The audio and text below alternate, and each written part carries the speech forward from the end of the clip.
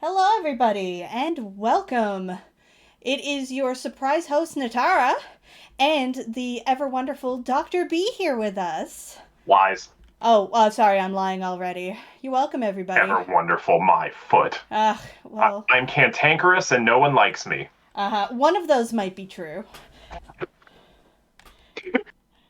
Make no promises on the rest. Okay, let's get some music going again, but have it quiet. Chat, let me know if you can hear the music, but if it's not too loud. We haven't sound checked anything, because, this is how we go. This is how we roll. So, we're here today to talk about destigmatizing mental health, which Yep. I'm sure all of us, any of us who have any sort of mental health struggles, have had experience with.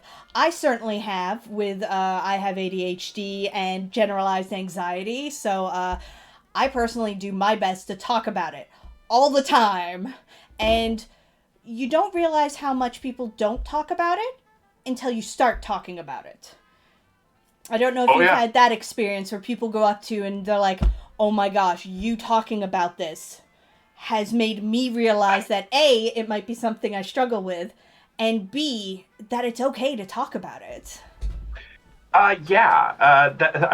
That's literally my job. I mean, what you're mentioning, Yeah. and I have always been very public in the course of doing my work.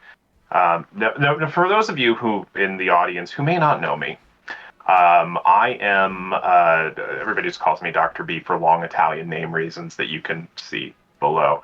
At one of my previous internships, they just looked at my name and went, no, no, Dr. B. And so I am a doctor of clinical psychology, non-practicing at this point, though probably going to start in the relatively near-ish future, get licensed for independent practice and do all that good stuff. But it's literally part of my job to talk about mental health, as take this as mission is destigmatization. Mm-hmm. So my own struggles are something that come into play very frequently. And one of the really unfortunate things throughout the history of mental health treatment Mm-hmm. is that mental health providers have been, a lot of times, really hesitant to share their own experiences. Mm-hmm. Um, now, I take a somewhat different approach that I think a lot of mental health experiences are, the power differential is pretty enormous in terms of, client versus Mm-hmm. provider. And if you want to have a relaxed, trusting environment, we want to make that as egalitarian as possible. So, Yeah. when appropriate, back in the days when I did see people, I would talk about some of my own struggles openly, especially given I worked with a lot of young adults and teenagers on the autism spectrum, and I'm Yeah. autistic. Mm-hmm. It gives a very, I mean, I think anybody from any sort of marginalized identity would resonate with the idea that there's a very different environment in a treatment setting when you know the other person doesn't just understand your experience academically, but Mm-hmm. has shared in some of those experiences on a very visceral level. Yeah, I can definitely confirm that. I'm seeing an ADHD coach. Her name is Dusty Chipura, and she is amazing. But one of the things which really resonates and why I've stuck with her for so long is she also has ADHD, and she does not hide that. She brings that into her practice, talking about, I understand, this is what I do. Here's what some of my other clients do. So it's not just some person who may have gone to school but doesn't quite get it, it's someone who gets it. Right. I mean, there are certainly plenty of really effective healthcare providers who don't necessarily have the lived experience, but also True. have enough Yep. humility to admit that. Mm-hmm. But it is just so much different, at least for me. My therapist is she's not autistic, but she's definitely ADHD. Definitely. I mean, you want to talk. I mean, it's really funny that you mention that your coach is open about her ADHD, and there I am thinking I couldn't hide it if I wanted to. Well, yes, there is also that part of it. I can't either, and I'm pretty sure she can't either. But it's you just can't even really try because yeah, when you're like us, you're very. It's pretty obvious. one of the things that I think is important, and more and more as I've gone through my career, I've really realized this. Taking that more egalitarian approach, evening those power differentials insofar as you can, is a really important humanizing factor in all of these things. Mm-hmm. And what I'm about, this is gonna sound potentially arrogant, but I think it's just honest that to have someone um, has a doctorate, Mm-hmm. who has a degree of institutional credibility, Mm-hmm. that has that, and when I say institutional, I mean in a broader sense, societal, et cetera, et cetera. I've got the letters after my name. To Yeah. have a cisgendered white male with letters after his name who is rapidly approaching middle age, um, be egalitarian, talk about these things in a way that's more open, to use that level of privilege, Yeah. is something, honestly, I wish more people did. Yeah, absolutely. Definitely agree to that. When you're in that position of privilege where people are more likely to listen to you, yeah, being loud and Right. proud with it, and or just out with it, it really, really helps. Though again, plenty of people are struggling, just to kind of come to grips with different things, because I know some of us, like myself, I didn't get diagnosed till my early 30s. So Mhm. you can't be talking about whatnot if you don't know it exists, or you struggle to get that Right. diagnosis. So that can also be really Yeah. a struggle. Oh God, yeah.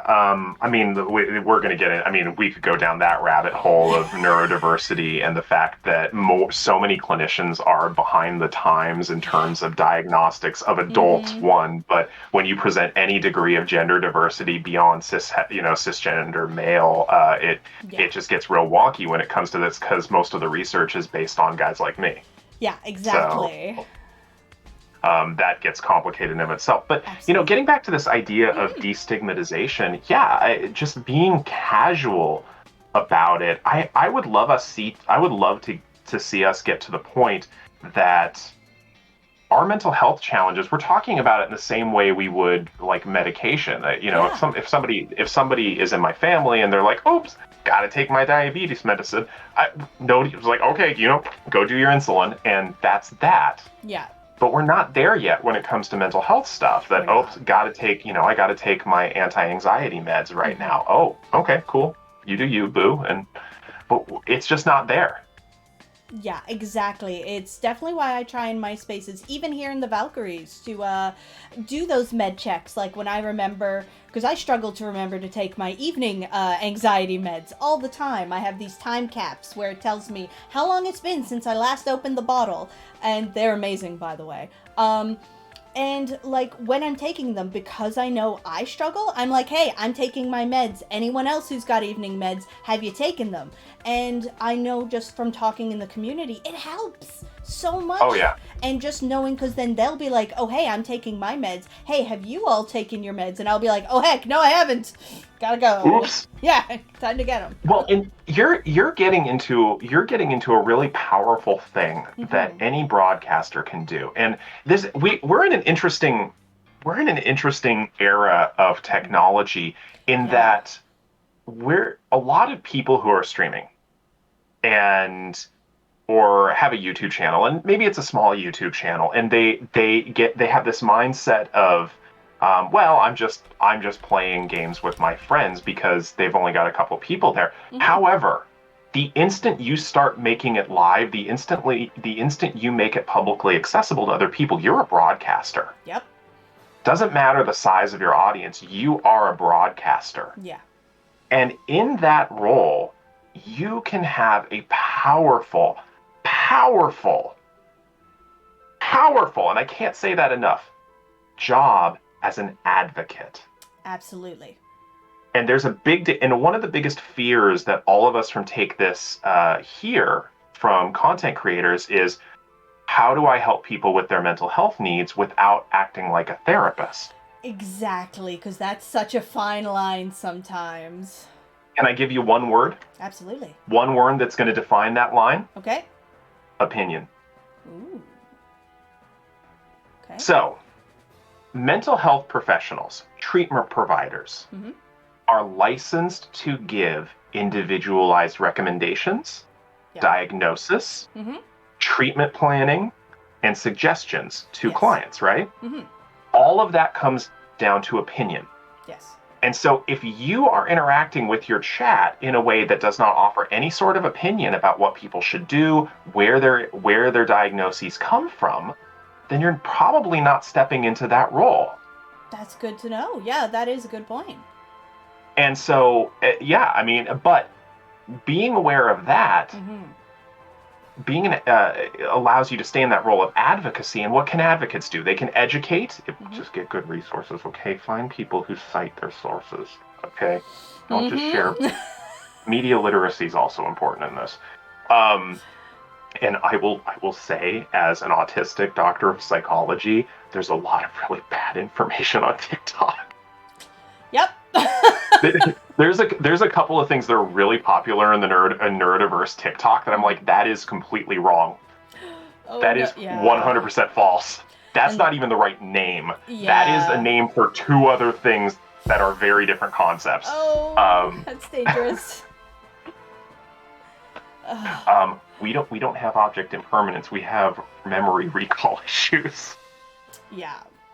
That's very true. Yeah. It's like, no, I know the object exists. I just can't remember it. Right. No, that's a very different thing. Also, if any of you hear the words object constancy and object permanence used interchangeably in psychology, those are very different concepts. And object constancy is not an intuitive concept. It's a really old one that it's just... But anyway, what you can do as an advocate is basically be an example of the things you want to see in people. Mm-hmm. And an important thing there is language. Absolutely.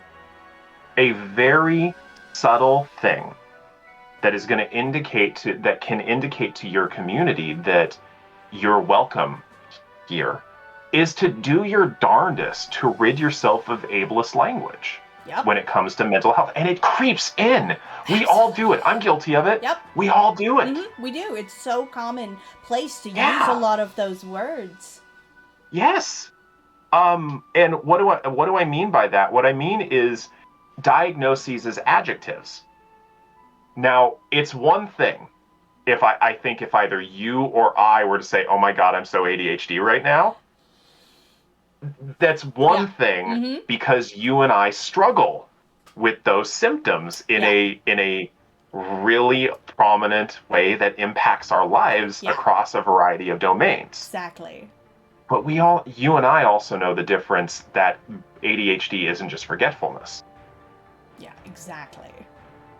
OCD isn't just being picky. Not even a little. No. And so if that's one thing everybody can do to help destigmatize mental health challenges is to do your best to rid yourself of this kind of ableist language of using diagnoses like adjectives. Agreed.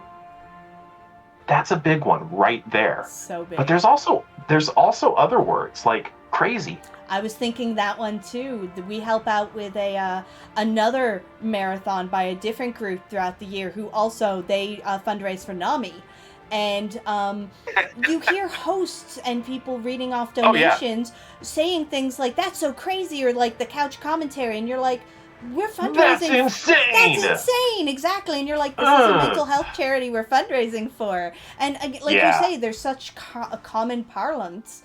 It's so hard to realize, oh heck, that's ableist language. But yeah, it can be really awkward. Yeah, and it's not, I mean, that's a subtle thing that you can do, but it can mean the world to some people because there are people who really don't care that much. And then there are some people who care a lot. But yeah, changing your words. I specifically have a beef with the term insane. Because one, that's not technically a mental health term anymore. It's only a legal term. Yeah. But I also just kind of, from someone who appreciates words, it's often just kind of lazy. there's so many better words or like other fun words you could use in those situations often, Hmm. which really just get across what you're trying to say much better as well. Oh yeah, chaotic, wild, unexpected. Mm-hmm. Um, let's see, surprising, enlightening, mind blowing. I like to use mind blowing as often as possible. Redonkulous. Yeah. Oh, I Oh, love and somebody redonkulous. in the chat just ridiculous or silly. Oh yeah, no, I love using ridiculous or redonkulous. I really. Yeah, absolutely. Speaking of chat, let's just pop in for a sec and see what folks are talking about here. We I have love your pill timer idea. I know it's so good, and again, I didn't come up with that. Like I was in a boot camp, and my coach or someone in there mentioned those, and I was like, "That is such a good idea," and I bought them, and they're amazing. Um, Kat here has a channel point reward on her channel where people can redeem it. The request is only redeem it at 2 p.m. and it helps her and other people to remember to take their meds. Not allowed Nice. having their cup of coffee in the morning before having their meds. That's a good reminder. Yeah. Comments about how Dr. TikTok would never steer me wrong. Oh, oh Lord. Yeah, yeah. And here's actually a really good point here, and a little off topic, but just to kind of bring it up quickly. The ADHD is a superpower discussion, and how that can be incredibly frustrating and disheartening, especially to those folks who are struggling with ADHD a lot. I, I, I, it, oh God, it just makes me want to climb the walls to, Yeah. well, especially around the autism thing, because Oh my yeah. ADHD like symptoms are, subsumed under my autism, but Mm-hmm. the, my experience of that whole thing is that it's often people who are uncomfortable with me using the word social disability, the term social disability. Mm-hmm.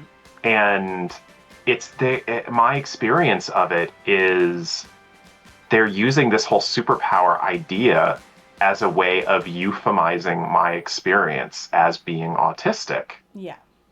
And but I, I I have a beef with that argument because there's also this subtle implication Mm-hmm. that being different is only okay so long as you're also exceptional. Yep. As long as you're being productive, then it's fine. But if it's Not hurting, not just oh yeah. productive, Okay. above and beyond. Yeah, Right. if it was just productive, then I would have less of an issue with this. Okay. That it's if okay, you're different, you're also functional. Okay, Yeah. cool. Cool. Awesome. Mm. Great. No, no, no. It's not just that. It's you have a superpower. I'm like, I do? Yeah. Yes, your autism is a superpower. My God, I didn't know this. Yeah. Please tell me. Please explain. Please explain my experience to me. And it bothers me on a certain level that the only way people can wrap their head around the idea of being different is so long as I'm also exceptional. I mean, I'm not a superhero. I'm I'm a human being who has struggles and challenges, Yep. largely due to the fact that I live in a world not built for me. Exactly that. Sometimes we can do really amazing things, but so can neurotypical person. It's I don't know, they're pretty weird. okay, well, a little, but they're here and watching us now. Oh, they're watching. Yeah, okay.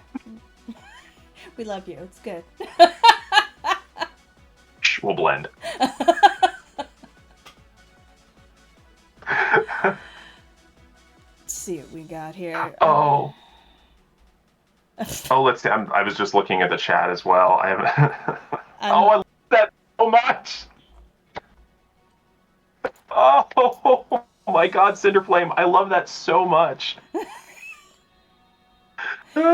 Yeah, that is. It's a joke, but it's also not at all. It's so real. Oh, I'm totally gonna deliver that completely. I'm totally gonna deliver that deadpan. You're autistic. That's your superpower. Yeah. Problem is the whole planet's kryptonite. So what do you got now? Yeah, keep going. What you got? Where can I go where it's actually a superpower? Yeah, and the issues that a lot of the neurodiversity community, and I want to be really specific on how I define that, is that when I use the term neurodiversity, I'm really referring to the subset of diagnoses that are like autism, ADHD, learning disabilities, the stuff that's really present there from birth. We're on a different operating system. The metaphor I use is I'm Linux in a Windows world. Yeah. And the problem exists is that people expect me to be Windows, and they won't let me be Linux. Mm-hmm. Now, I have to recognize that there's a way I need to interface with the rest of the world that is mutually beneficial for both of us, and that's fine. That's a different issue. Yeah. And I can work with that. But when it comes to a lot of this stuff, Mm-hmm. when it comes to a lot of this stuff, euphemizing it by spinning it in this sort of, well, I guess that's a superpower for you. Like some people in the chat are saying, really ignores the experiences of those who are telling you their experiences are horrible. Yeah, exactly. And it reinforces. No, that's really it. I mean, it's a way of negating that. So I want to give the chat a tip. I want to give the chat a tip right now. Let's all make a pledge. Okay. Okay, all of us, pinkies out. We're gonna pinky swear this, that we will never say to anybody ever again, well, we all have a little whatever. We all have a little ADHD. We all have a little autism. We all have a little depression. I will speed run that promise. I will speed run that promise. So we're pinky swearing. We're not going to do that. Mm-hmm. It's done. Yeah, no, don't do that. No, it's so minimizing. It is, and then you have to explain. It's like, yes, like, yeah, everyone makes a bit of a mess sometimes, but I literally need to have separate bins for my laundry in order to do it, and accept that I'm not going to fold it. Otherwise, it's nothing but dirty laundry and stuff on my floor.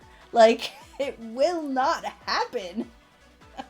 Well, and even, I mean, let's take depression, because going with that Linux OS metaphor, one of the things I say is that my autism is my operating system. My depression and my anxiety are malware. And not everybody deals with that malware, where just because people get sad, and people do get sad. If you don't get sad, that's a very interesting problem. That's something else to look at. Yep. Because sad things happen. Absolutely. But feeling sad due to a very obvious cause. Oh my God, Mario falling sound. I love that so much. Oh my God, I love that so much. Yeah, well, we all have a little cardiac arrest. It's so illustrative. Yeah. It's so great. It's so But depression is so much more than just simple sadness. And when so many of us here, we all have a little whatever. I'm you know what? I'm only going to speak for myself on this. I'm going to say what I hear. What I hear is somebody telling me, then why can't you deal with this? What's wrong with you? Exactly. And we all get sad. Why can't you deal with it? Exactly. We all get confused socially sometimes. Why can't you deal with it? Yeah. Why should you have the exceptions? Why should you have special accommodations? We all have this. Right. Yeah, exactly. So that's one of my big tips for people in accepting other people's behavior and destigmatizing. Let's just get rid of, we all have a little insert whatever here from our vocabulary. Let's just do that. Let's get rid of that right now, because it doesn't recognize the legitimate differences in our experiences. Yeah. Yeah, exactly. So, yeah, that's boy, okay, let's see. I've done 2 out of my rants. Let's see. Do I have what are my We love rants. Give us more. Well, at this point, I'm almost like, All right, let's do it. Grab a bottle of booze, uncork it, like pour. All right, kids, let's talk about Dr. B's annoyances. Buckle in, everyone. We're gonna get real. Oh, I'm ready. I'm ready. Okay. Keishura, who's that? Wants to know where did the term neurodiversity come from? Neurodiversity was a term coined, I believe, in the late '80s, early '90s by a sociologist who I believe they are autistic. And I might be mixing up a few people, so forgive me if I'm conflating it. But they coined the term to talk about the variances in human cognition and experiences that just naturally occur. And there are many people who will make the argument that autism is only a pathology because of the social structure in which we exist. Yeah. If people didn't communicate using so much implied language, I'd be a lot less disabled. Yep.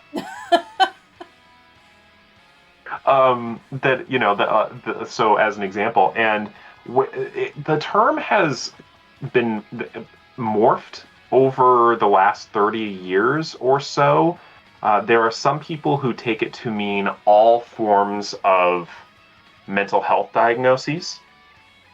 There are some who use it pretty exclusively within learning disabilities, ADHD, and autism. I tend to be more in that camp simply because I think it does a better job of differentiating the sort of way some of us are born, because we really are born with different working brains from the beginning, and that differentiates it out from mental health conditions which manifest later in life, often due to environmental factors. I mean, PTSD is an acquired psychic injury, and I don't particularly enjoy the idea that both of them are important. As someone who has a trauma history, both of them are very important, but I also know that my trauma is not the same thing as I'm on both sides now. Yeah, we had someone get moved out of the channel, not realizing they would break the video, so I dragged them back. Don't break the stream. Sorry. It's okay, we love you. Trying to pre-flight the next one. You're Wait, I lovely. can do You're that. lovely. I love it so much. Okay, I'll hang out here and keep the sanctity of this dual screen display. And actually, while you're here, if we have any donations, this might be a good time to just take a little break and read some of those out or promote something. So everyone gets I do have a donation, so if y'all want to take 5 and listen to this wonderful little donation, we have a $6 donation from Pendle7 saying this is a great marathon. Thank you so much for that donation. That's all the donations for now, but I will say there's never been a better time to donate than during the actual panel from Take This. I'll say that's probably your best plan. Well, I'll tell you what. I will take requests for silly things to do on the air right now if you donate. Oh. Let's get fun with it. Yeah. Okay. Listen, we may not get another opportunity for this. I'll tell you what. For every $50, for every $50 that comes in, I will put on another bow tie. Oh, we're gonna. How many bow ties do I have within reach? Y'all got stuff to choose from. Oh, those are lovely. Oh my goodness. Oh my gosh. I was not expecting such a variety. I'm ready for this. I'm getting flag on ties. Things. Oh. I got hats. I got fezzes. What are we gonna do with this? Let's dress up Dr. B. Yeah, let's do it. So, Kat, you gotta let us know if things come in. I will be watching like a hawk at this point. Excellent. Delightful. If we hit 3150, I'm gonna put on the first bow tie. Watch that now. 3150. That's $25 more dollars. That's like a discount. That's only $25. It's only $25 to help Take This' mental health mission. The first bow tie is only $25. The next one will be $50. Are they talking to me? Nope, not talking to me. Good. Excellent. Oh, yeah, Dark Cyril. So funny story. I was actually in a bunch of meetings this morning, and I totally spaced this. And so I'm not dressed up in my usual Dr. B That's great. costume. And I'm covering for someone who wasn't feeling well, so I am just wearing what I was wearing, and I shoved some extra stuffies. So, enjoy. Okay. Okay, since I'm going to Apparently immediately. Did somebody Unless just... Nice. Yeah, there has been a non-zero amount of donations. Heck Okay, yeah, you so- folks are lovely. All right. Oh, you know what? We're going with the sushi bow tie. I Yeah. mean, We're going sushi. all right. First off, we have $50 from, and I'm going to butcher this name, and I'm so sorry, Amelison, which says, one more bow tie. Y'all are doing great work. So that's $50. So that's a bow tie and a half. That's awesome. Then as well, we've got Purple Mage Claire with $10, saying, so glad the work for Take This does, and that we're having these discussions. We need more understanding when it comes to mental health. Oh, geez. I could keep going if you want. My God, if you got them, keep going. All right, I got $50 from Eldritch Mecca, donating for a great cause, great runs, and more bow ties. Let's go. Yes, as Okay. Keishara pointed out, we do have a Japanese restream this year, and they are apparently freaking out, so, like, Okay. konbanwa, enjoy. All right. Oh, there we go. Okay, I'm gonna get real close so you can see Oh, this. gosh, that There we go. looks so Look at that. You are you're in two bow tie territory at this point. Oh, I'm in two bow tie. Oh This my has goodness. been- Okay. you Oh, laid down gosh, the what was it? gauntlet, Dr. B. Oh my goodness. Okay. Well, let's pick out a different bow tie then. We're at $110 at this My point. goodness. Donated towards your bow tie incentive. Okay. love this. You know what? Since we got the Japanese restream going on, how about we go with cherry blossoms? Pretty. Since we already heard that comment. Okay. And since we're like the exact opposite end of the year for cherry blossoms, it gives us a bit of of that weather. That's what I'm going for here. Yeah. Just a little bit of uplifting spring joy. Yes. Oh, we need that. All right. Just gonna put on a second bow tie here. Oh my God, All it's right, really and while messy. I'm tying this bow tie, who's got questions? Questions, questions, questions! Yes, if you have any actual related questions and not awesome bow tie questions, though those are also valid. I'm always happy to talk fashion. And that's, You said you have a variety of hats. What that's the small hat wall. I'm That's a literally looking at them right small behind hat you. wall. That's the small hat wall. I love that. How many more hats? There's do 20 you have? more in the hallway, I love that. and that's just the brimmed hats. I thought I had a lot of hats with a total of 6 hats. Plus Ultras, who's saying hi. Let's see here. Let's get this. I'm doing not bad, given I'm really not looking at this. Yeah, you're... Looks fabulous to me. I have no idea how to tie a bow tie. It's actually just like tying a shoe, just, a little sideways. Oh. All right, there we go. Okay, we got 2 bow ties. That doesn't look silly at all. No, it looks fabulous. Awesome. We have a friend in another community who likes to do hair bows. We'll add extra bow ties for her, and she That basically sounds like made M. yeah, that's that is Frozen Flygon, and she had her head like it was a helmet of bows, and it was mwah, it was so good. Oh, that's somebody. Okay, so my friend, the one of Take This as Wonderful Ambassadors, Anxiety, also Oh, does that's something nice. similar. Such a good idea. Yep. But yes, at $15, you will get the next bow tie. That is so great. Oh my Oh, gosh. and you know what? I'll even incentivize it. What do we got here? More What do we got incentives. here? This is great. I'll incentivize it. We're gonna make it. We're gonna make it dice related, and I've got so many dice related ties. Someone can probably call out a primary-ish color, and I have it. So I love that. All I've got to offer is I will turn the sad octopus into a happy octopus. oh, happiness. I'll give you a little preview, but it doesn't stay. See, be happy, but no, they're gonna be grumpy.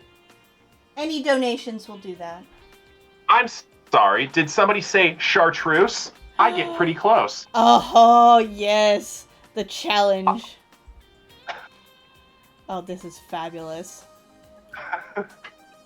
Isn't that the giraffe from Rolled Out? I don't know who that was directed at. I don't either, because I don't know. I don't have a giraffe in my general vicinity, although I do have a rather long neck. Yeah, I don't either.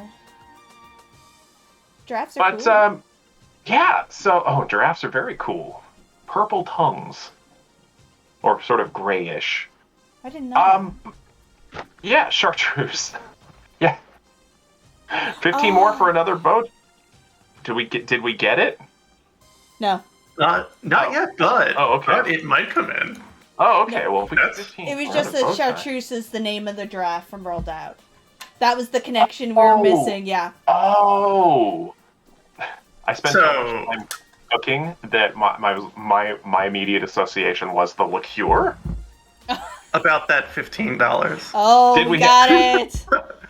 Yeah. Dark Cyril has donated $15, saying, dice, you say? Dice, Yes. I have so many dice bow ties, it's ridiculous. Okay. What hat am I wearing right now? Right now, I am wearing a Nighthawk from Guren Brothers. Almost all of my hats are from the company Guren Brothers, and this is one of my latest ones. It is an all merino wool, and and incidentally, I am also a Guren Brothers affiliate, which is one of the weirder twists of my career. And if you use my affiliate code, I donate all the proceeds to Take This. That is amazing. You should give us the details on that so we can give them to chat. So, well, yeah. So the what style of hat is it called? Well, this is technically a fedora. This is a medium to wide brim fedora. Because it has a pinched crown with an upturned brim, but the style, it is called the Nighthawk on the Guren Brothers website. That is amazing. How do you spell Guren? Goorin. So Goorin. Okay. Yes, just Guren.com. Let's see if I can get this. Boy, it's a challenge to have 3 bow ties on. Okay.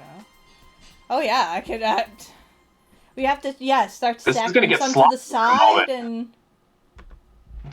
This is getting sloppy with the bow ties. But in the best sort of way. Yeah, there we go. Okay. Yeah. All right. I got 3 bow ties on. Yeah. This is fabulous. So yes, you can get the hat at Guren Brothers. Yeah. And if you at checkout use the code INALK if you're shopping for a hat, and you use my code, and it's all caps, and I'll type this in. Okay. The Doctor B. There you go. Then you will get I think you get a bit of a discount when you do it for the first time, and also I will get affiliate money to gift Take This. That is amazing. Listen, it's going to charity. Use... It's for charity! Proceeds go to Take This. There we go. Yeah! See, we're promoting hats. It's an added bonus. It almost turns into a fashion stream. And I love it. I got ties. I got more ties. I got neckties. I got bow ties. I got so many ties. So many ties. I don't know what that accent is, but we're just going with it. Yeah, it's accents. Yeah, Vaguely Eastern European. I'm bad at specific accents. I just throw in an accent and people go, Netara, what was that? And I'm like, Oh, good lord. Okay. What were we were talking about mental health, weren't we? Yeah, destigmatizing mental health specifically. Yeah. Well, I'm really curious. What question? I do want to kick it over to the chat. What questions do you all have? I've certainly got my. Let's not talk about my bad Australian accent. I won't even attempt Australian. It's just so awful. I I play Final Fantasy 14, and one of our group mates is he's from Australia, and I think I tried to do a British accent, and he's like, Natara, were you trying to do an Australian accent? It was awful. And I'm like, no, it was just a bad English accent. Oh, Does boy. Dr. B Okay. play any games? Only mind games. Okay, okay. No. Sounds good. God, that sounded so ominous. Hi, welcome. My name's Netara. I am very ominous and evil, so you're in the right place. Yeah, I play. There are plenty of games that I play. Although more and more these days, I'm into. I don't have a ton of time to play a lot of games, so very short term, cozy type games. In fact, I am such a huge fan of Cozy Grove right now. That game looks so good.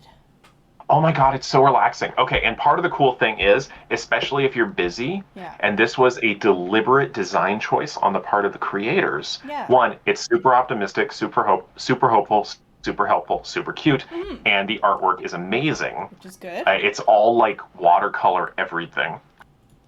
But each day is specifically designed to only have about 30 to 60 minutes of playing material. Okay, that's So very cool. Right. You know, a lot of people who have a ton of free time that I've talked to are just like, only an hour a day, and I'm like, you mean I can get a complete playing experience in under an hour a day? Yep. Yeah, and it is kind of like Animal Crossing, but without any aspects of social comparison. Okay. Which I know some people have gotten really stressed about when it comes to Animal Crossing and being a completionist, the social comparisons, you know, getting certain objects as status and so forth, and Cozy Grove sidesteps all that. It's really wonderful. I love that game. Yeah. Oh, that's good. Well, that's a recommendation because I'd heard of it, but I haven't tried it. And I'm Yeah, with you. I when I have time, I want to play things that are not super stressful, generally speaking. So that sounds lovely. Yeah, but other than that, one of my co-hosts on one of the shows I'm on has one of the co-hosts of one of the shows I'm on has roped me back into Destiny 2, which I'm awful at because I don't. I did PvP once, and I was so angry about it. Yeah. I some of my friends tried to rope me into Destiny 2, and I started it, and it was fun, but I was like, you have fun. I'm good. I love the cooperative multiplayer. Yes. Player aspects of it. The cooperative multiplayer aspects of it are great. Yeah. But the PvP was just so demoralizing. Yeah. Because it was like, hey, look at me. I've got this really cool thing. Take one step, boom. And you're like, I've been goodbye. eliminated. Goodbye. So we have one question from chat here. Yeah. Do you think the increased stressors people have experienced due to the pandemic may help or hurt with destigmatizing mental health issues? Well, I don't think I can ever think of a situation where massively increased stress helps people. But it is a bit of a double-edged. It's a bit of a double-edged sword because, and I like the way you phrased it right there. The fact that our mental health needs have skyrocketed in the last year and a half has made it easier for people to talk about because it's not as uncommon as people thought. The problem is mental health issues have never really been that uncommon. And depending on which research you look at, 1 in 5 people in the United States are diagnosed within a given year, and that was even in the before times. And between 1 in 4 and 1 in 2 people are diagnosed in a lifetime. So half the people you know are going to be upwards of half the people you know are going to be diagnosed with a mental health challenge at some point in their life, which means it's not uncommon. Yeah. But yet it's only been in the last year and a half that we've that things have just, yeah. So on one hand, I think that the increased stressors that are just really obvious for everybody Mm-hmm. have made it more acceptable to talk about this, because there's enough universal stressors at this point that nobody can really say it's a moral failing on your part, or Right. you're imagining that stress, when we know, research has substantiated over and over and over again that you see elevated mental health challenges within marginalized communities, not because of any intrinsic qualities, but because of marginalization, systemic oppression, that sort of thing. Yeah. But majority culture doesn't necessarily look at it and say, well, that's a really big deal. It is a really big deal, but it's not that's privilege and all sorts of stuff. But short answer, yeah, I think the last year and a half has made a big difference in how we talk about things. Yeah, absolutely. Also, quick aside, I think we've earned another tie. Is that correct, Kat? Yeah, we've definitely earned. We have earned a bow tie, which appears to be the request. Looking over Okay. the specific messages, which I can read through, but also just a heads up, we are $10 away from yet another. Oh Lord. Okay. All right. Let's see. What am I doing now? I will read all of these, but quickly browsing through the bow ties, the request, and let's see. No colors requests, so chat's choice, it says. Okay. Well, let's go with donuts. Everyone loves donuts. Even me. We're going with the donuts bow tie. Oh, I love it. It's so good. Okay. I think we're at the point that I may have to start tying them. All right, yeah, no, we're getting ridiculous with. Oh no, my head is so much bigger than my neck. That's not gonna work. Excellent. Weird how that works. All right, yeah, no, that is definitely not gonna work. Unless, of course, I do it like this and just try and fudge it insofar as I can. Do it. Those donuts are definitely not gluten-free in my household. No, that's okay. I'll find my own gluten-free ones. Yeah, this is what I'm gonna look like the next time I try and go paintballing. I'm just going to tie the bow tie. Yes. It's perfection. I mean, I don't know! see the issue. It looks great. I'm so pretty. This is really good. This is a good look for you. So good. Okay, My one hair is last so thing. frizzy right now. I don't know that we can go into this in much detail because we're on the last few minutes of our panel. And I'm going to try and summarize this, hopefully effectively. Okay. But it's a case of being uncomfortable with diagnosis, joining communities which are really open to these sort of things, like the Valkyries, seeing that what everyone is talking about and going, yeah, that's probably definitely me, but then not wanting to get a diagnosis because you don't want to have that stigma. Yeah. I can't talk to somebody else's thought process. I can only speak for my own, really. For sure. And I will say I resisted a diagnostic label of being autistic for a long time, simply because of the internalized stigma that went along with that label. Yeah. At the same time, I was struggling, and I was struggling really hard. So much more than even I wanted to admit at the time. Mm-hmm. And it brought forth the idea that I thought about in grad school a lot, that a diagnostic label really is kind of a double-edged sword. Yeah. On one hand, it can feel stigmatizing if we have that internalized, especially if we have any sort of internalized ableism going on. Mm-hmm. On the other hand, it can be validating. Yeah. Because to me, what it meant was there were enough people who struggle with my struggles, mm-hmm. that there's a label for it.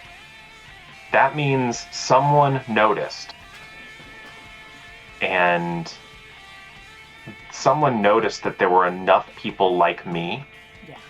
that they created a term for it. Mm-hmm. Now, that term can also be weaponized by others, and we actually see that in a lot of internet slang these days.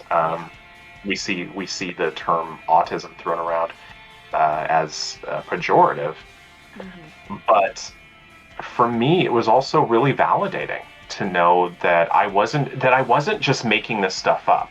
Yeah. That other people weren't exaggerating my level of challenges. So there's also we also bump up against the limits of the medical model of diagnostics, and there is also the reality that I operate differently than other people. I also operate differently in enough ways that there's a label for it. But that label wouldn't necessarily be needed if society, or I should say my disability wouldn't really be a disability if society could adapt to what I need in order to function. So there's a lot of, at least even within my mind, there's a lot of arguments one way or the other. That on one hand, I do experience the world very differently than most other people. That doesn't necessarily mean I shouldn't be accepted, accommodated, or so forth. And it also, it's no excuse for me not trying. But it also gave me a lens through which to understand. It kind of gave me a roadmap for how my brain works. Yeah.